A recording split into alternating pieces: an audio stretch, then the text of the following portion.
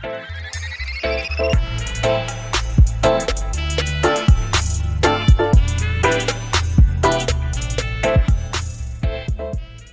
I don't know if you can hear this, but my neighbor is currently cutting his grass.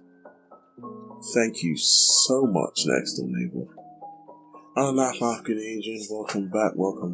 First of all, like, subscribe, click the bell, tell your auntie if she's attractive. If not, you don't need to know.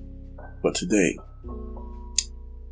we're going to do another sort of somber topic. We've done disappointing Tousen. We've done disappointing Chad.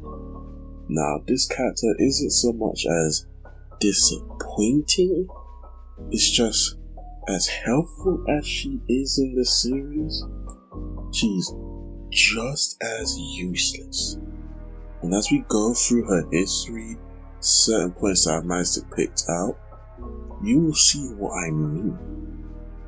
We're going to be looking at Orihime, the current wife, as in by the end of the manga, of Ichigo Kurosaki, the main protagonist. And we're going to go through her history, her abilities, some moments, and just maybe then you will see why I don't have an affinity for her. But I've actually done some notes for this. I've went through her wiki, went through moments in her life, I've got them down, I'm going to go through it, and then take it from there. But let's start off with her childhood. It was rubbish. Surprising, yes, I know, an anime character's background is rubbish.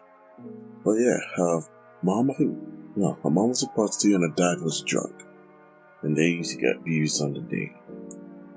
Her and her brother called Sora.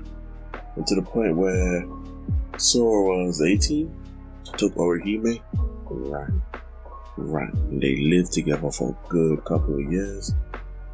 Until one day, Sora died. Yep.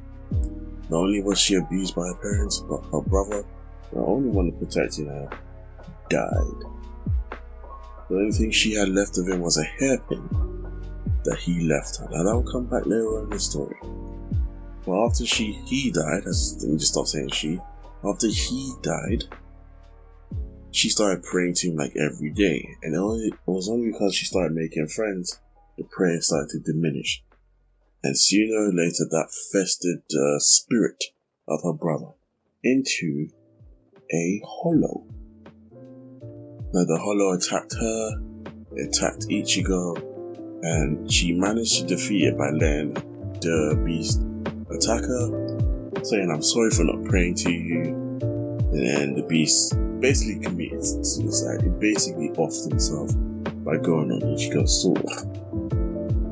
But that event helped to trigger the spiritual awareness, which when she was later attacked again by another hollow, triggered her abilities. Now I'm gonna go into abilities. Actually, you know what? Let's just do it now. That way it's more cohesive and it makes more sense. So I have an explanation of her abilities right here. It is called the Shun Rika, the 6 flowers of the hibiscus shield. Now, the way it's formed is the 6 pins on the hairpin that she has, they are spirits. They are spirits that have their own personality, their own benefits and strengths, right? And they are able to do certain abilities that fit what their personalities and powers are. So, if we look at the names, you got Ayame, Bygone, Giku, Lily, Shuna, I believe that's Shuna, and Tsubaki. Now they form the Shun Rika? Yeah, Shun Rika. And there's 4 primary attacks from the Shun Rika. The first one being the Saten Kenshin, as you can see. I am no Japanese scholar, my Japanese is bad, please bear with me. I apologize. This first attack is basically a shield. It's nearly unbreakable, but you know what they do in anime, manga. They create a nearly unbreakable shield, and it's broken by strong characters. That's basically what the setting Keshin is. So Tekishin is basically the OP healer.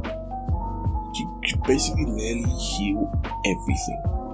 I think the only thing she wasn't able to heal was the Soul King himself. The Soul King himself. Everything else she was just healing. Wonder arm, here you go. Your body's blown up, here you go. Your head's detached from your body, here you go. Whatever she wanted to heal, she would heal.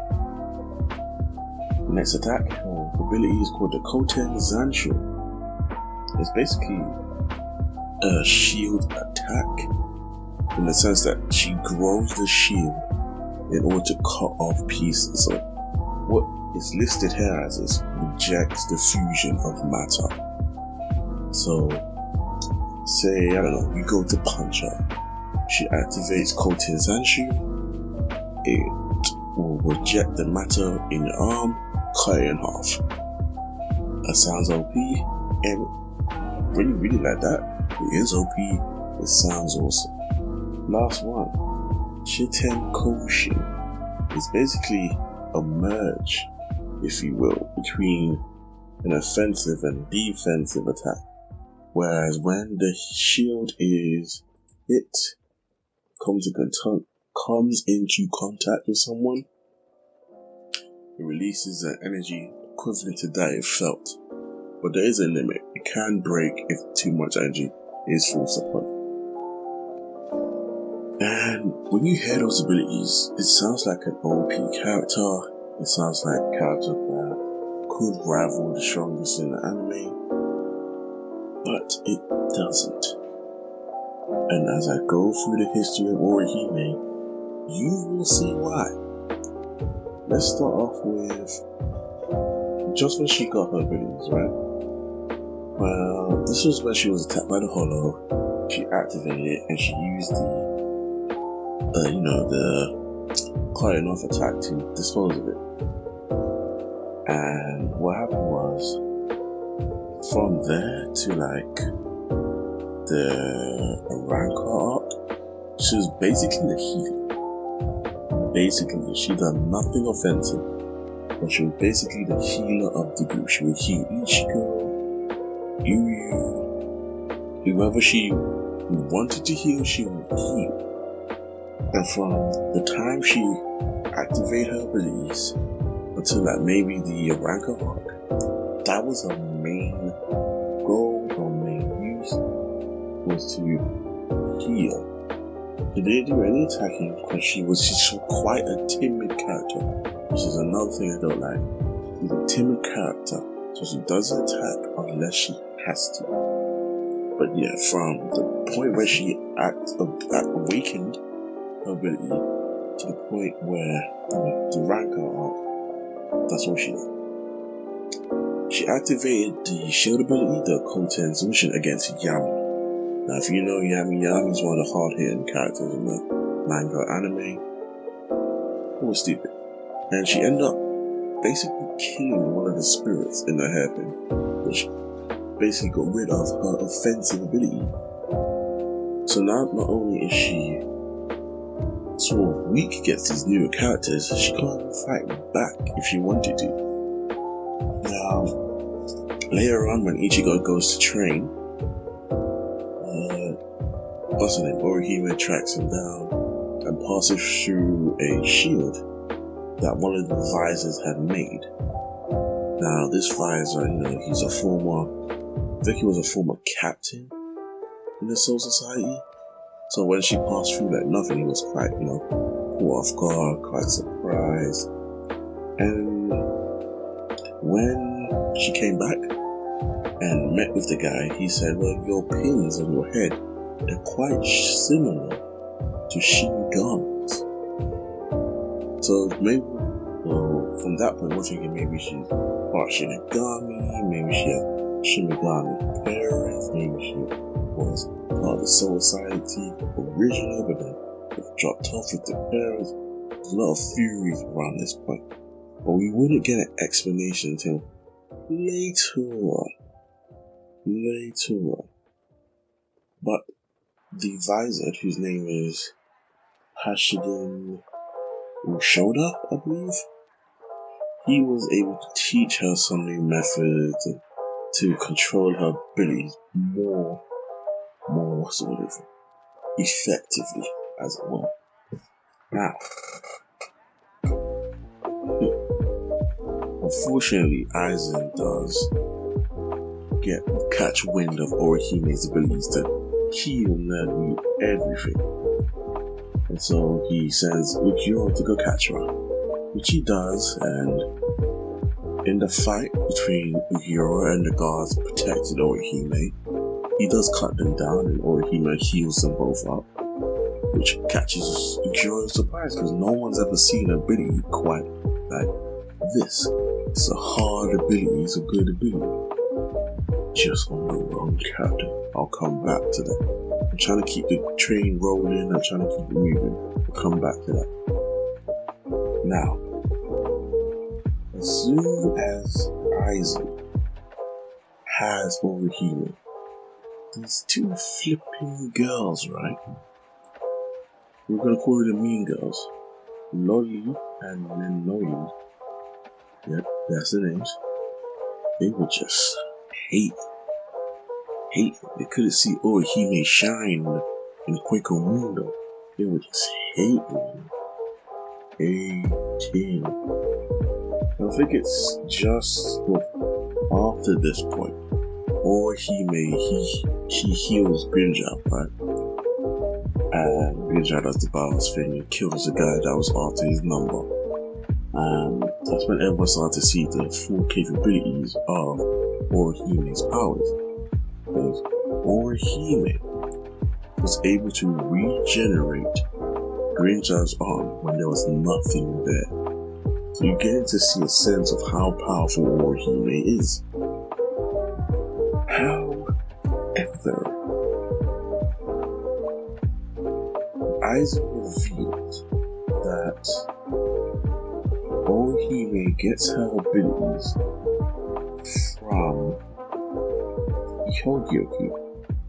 That when Orihime was crying, wishing she was stronger, Hyogyoku heard what she said and gave her those abilities. Let that sink in. She was weak, she cried, she wished she was stronger, and Hogyoku heard what she was saying and made a fresh new ability. Now Aizen's goal was to use those abilities on the Hogyoku. In fact, it backfired. No, he wanted to use it on the Hogyoku because the Hogyoku was deteriorated and he needed it for his plan. However, it backfired and she ended up destroying it, erasing it from existence. Now, it comes up one again. Lolly and Minoli. They went after Orihime. They went to go kill Orihime. But Grinja caught up and killed them both. But Orihime still healed them. One of them was cut in half, healed them. One of them was completely obliterated, healed them. The power of Orihime is so OP, so good. But I still don't like her, and I will explain why. Let me continue.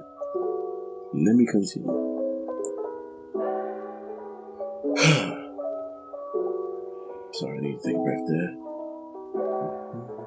Now this part, I took note because it's very interesting that Ichigo's strength and Ukyo's strength was somehow tied to Orihime.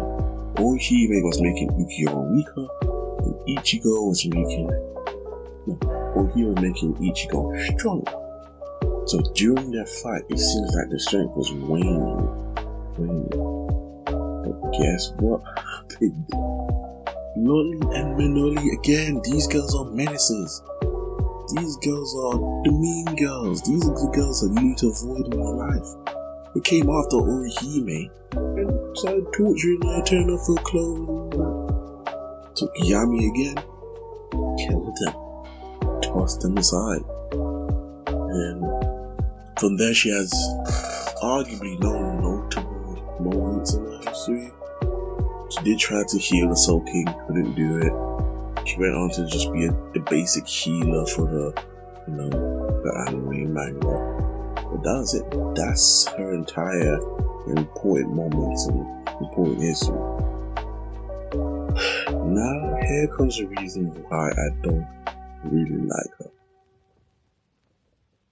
Throughout most of the story, including the Aranka arc, Quaker Mundo, Faker, Kuratown, and even in the Thousand Blood War, whatever, I kill you arc, she was basically a hostage.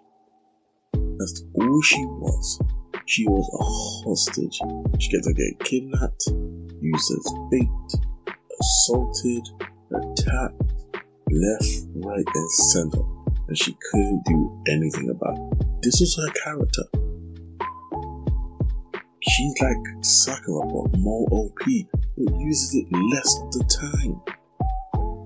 You gave this character such amazing abilities, but you do not let her use it. You only let her use the healing. You only let her use the attack a couple times. You let her use the shield.